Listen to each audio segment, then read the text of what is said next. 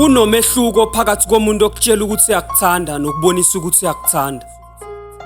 Wena ke bayakudidisa hlakanipha usheshe uphume kumuntu ocela ukuzenzisa. Phela ukube bekuthanda ngempela izenzo zakhe nakancane bengasoze zakukhalisa. Inhliziyo yakho ngikhuluma nje kuyimanje yabalisa. Phuma kumuntu ohlulekayo ukukujabulisa. Awukusikhethe wena uhlukane nabantu abakuphathisa ngekhanda. Yeke ukuncenga nokubekezelela umbhedo, shifta kumuntu ohlulekayo ukukuthanda. Uma esazofuna umncenge mshiye uthanda kulono lwamafeva. Nawe uyadinga ukuthandwa ngakho hlukana nomuntu ongazimisela ukukuthanda. Ingakho nje kungcono ukukhetha umuntu othanda wena hayi lona othandwa uwena.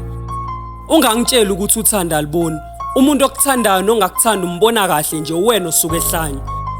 Phela mkhulu umehluko phakathi komuntu okutshela ukuthi uyakuthanda nokubonisa ukuthi uyakuthanda. Kumuntu wakho ke uzojezela incumo zakho. Vumani ngithule.